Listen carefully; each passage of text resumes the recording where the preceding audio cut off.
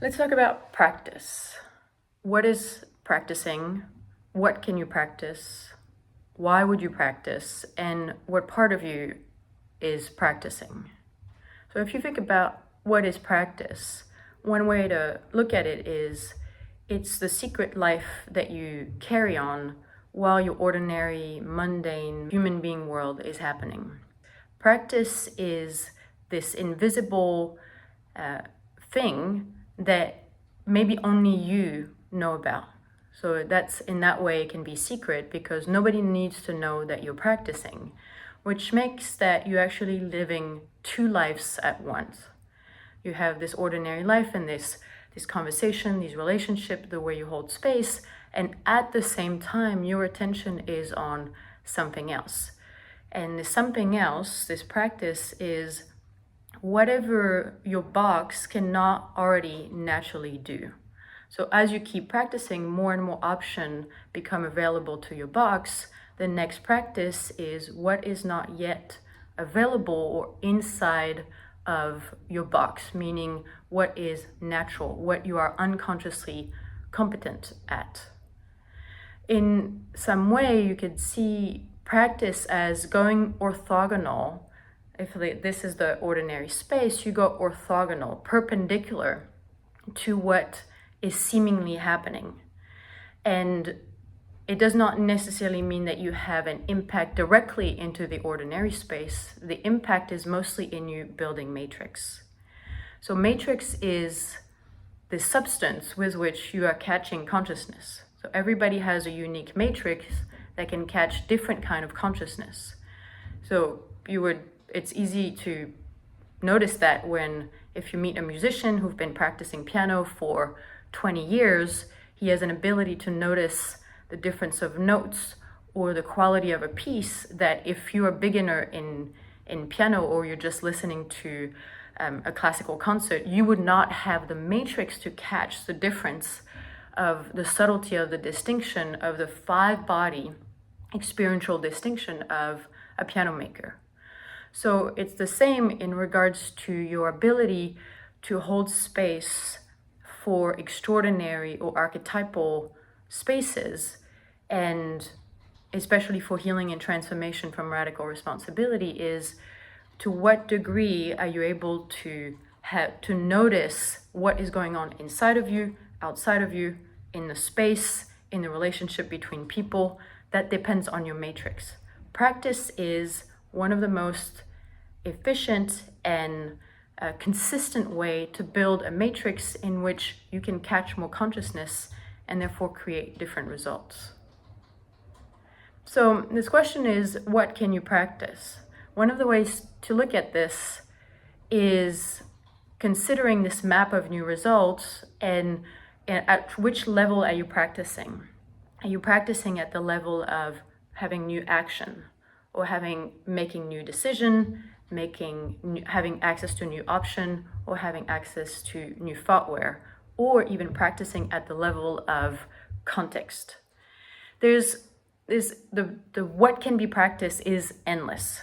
So I just want to give you an example of the different leverage point that you get when you're practicing at different levels in terms of this ability to create new results. If you think about practicing at the level of action, most of the time, if you're practicing at the level of action, what I've seen is you're probably manipulating yourself to do something that you don't really want to do, but you think you should be doing it. So it's something like, I should be doing my exercise every morning at 8 o'clock in the morning. So therefore, I'm going to practice having this action that is not available to my box with then this pressure of this fantasy world that you think if you practice, you will get what you want. So often, if you're not aware of what is practice and how you're practicing, it is possible that you would choose a practice that is about fixing a problem, thinking that the practice will give you the solution to what you want instead of practicing what you want from the beginning, which would require to find out what is it that you really want that you think the practice will give you. So in terms of having a strategy of, if I practice this, I will get this, we have noticed that it's not an efficient to have a practice and to build matrix, because there's a degree of manipulation and control and pressure. Then the question is, who is practicing? You know, if you're pressuring yourself, manipulating yourself, or controlling yourself, who is practicing is probably your box or your gremlin being fed by this idea of, I should be better, or I should fix this, or I should heal myself, and this is how it's going to work. And that builds a really kind of weak matrix, as in it's actually strengthening the strategy of your box instead of building an inner structure from which you can choose more option. If I can think of one way that practicing at the level of action can be powerful, is when you're practicing having discipline. And the problem with that is discipline is, as I said, so enmeshed, it has so much baggage with the idea of I should be different, therefore I'm gonna discipline myself, which is really punish myself for being something that I'm not. So this practice of discipline, I reserve it when I've gone through emotional healing processes, I've done practices at other level, and I've gone through initiation, I've looked into my benefit or purpose for not having the action that I want. And if after all of this, I still want to wake up at a certain time, or I still want to do my exercises, then I could practice at the level of action, see if it makes a difference. But I don't recommend it as the first step. The next level that you can practice is practicing at the level of decision, making new decisions. I'll come back to that. The other level that you can practice at is having new options to choose from. So this could be, for example, the option of what else is possible right now. That would open the door to, that would be a practice to have to be in this question, what else is possible right now, would open the door to other options. But also practicing this noticing or scanning, becoming aware, lowering your numbness bar to what is your purpose. So when you start a conversation, when you have an offer for intimacy, when you are making an invitation for a held space, whether it's with private loved ones or in a professional domain, it's what is my purpose for making this invitation? And you can start choosing, saying, I'm going to practice having a different purpose. One of the possibilities to practice, for example, with choosing one of your bright principles and say, I'm practicing following the purpose of love or connection or elegance or grace. And so how can I fill my action with the purpose of elegance or beauty or community or transformation? And opening this door for more options that these bright principles offer you. So these are just examples of practicing at the level of having new option. You're opening new possibilities for yourself, as in what is your box not seeing that you already potentially have the matrix to put in action. The next level at which you can practice is the level of thoughtware. And there's a fantastic website called 50 Thoughtware Upgrades,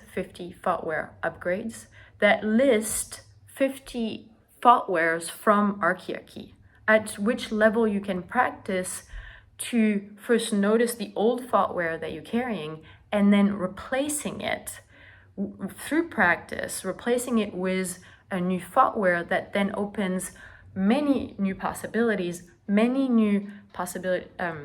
decision that you can take, many new actions, and then many new results.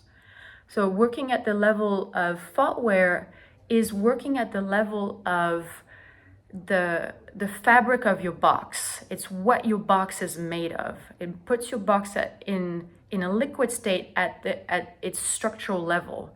So it's a really powerful place to be practicing, because when your box goes liquid and change its shape, like I said, many new options are possible than just if you're practicing at the level of option, of decision, or action.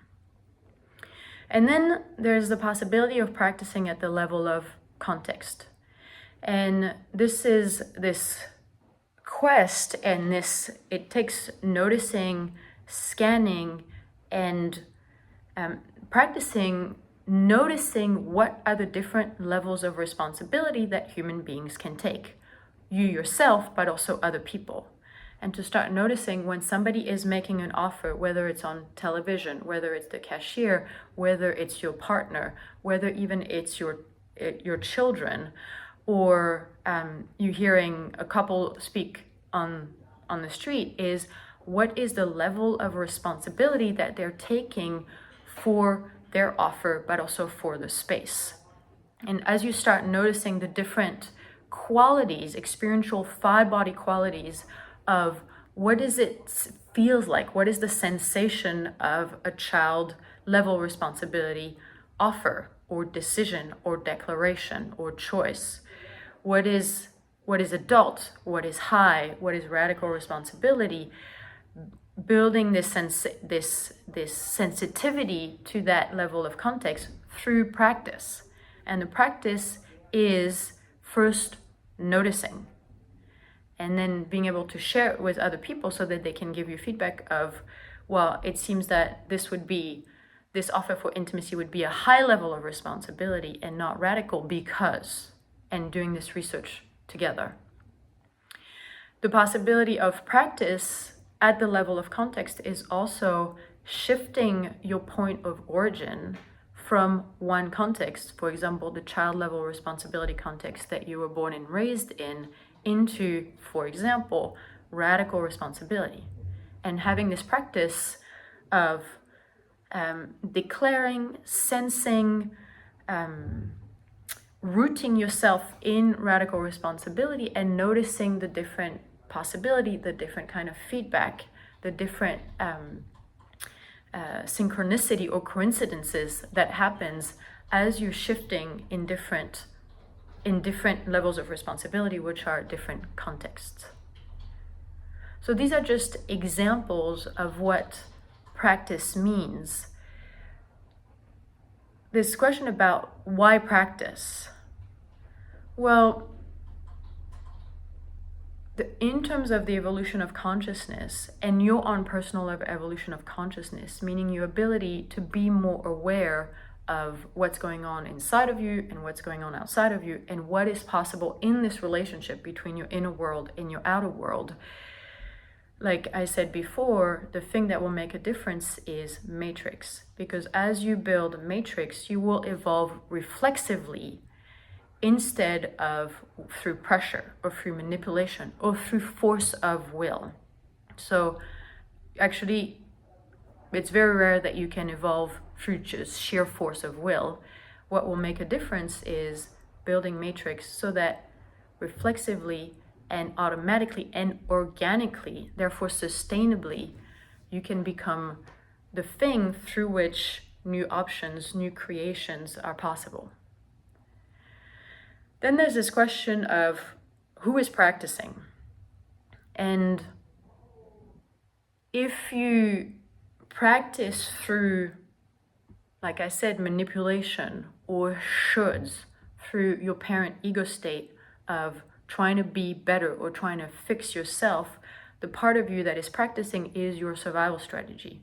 And the result is that you're strengthening your survival strategy. So what other part of you can be practicing but your survival strategy? It would be something like your being.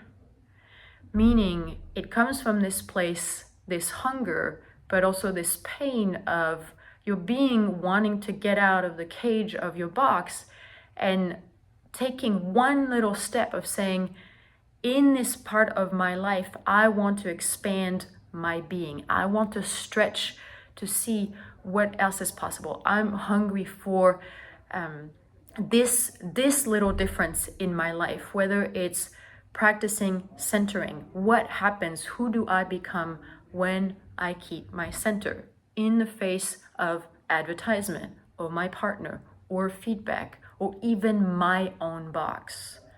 Or practicing, for example, getting out of the prison of the emotional cycle, of the emotional loop of the box, is practicing the distinction, the experiential distinction between, are those feelings and emotion mine, meaning coming out of the present, or are they part of my box? And being in this ongoing awareness or being awake to when you're feeling something, is this my box that's feeling something familiar and usual so that I'm safe, or is this, am I discovering something? Am I in liquid state? Am I alive in this 5-body experience that is to feel? These are, again, just examples of what you can practice and a short introduction to the world of a life of practice. Thank you.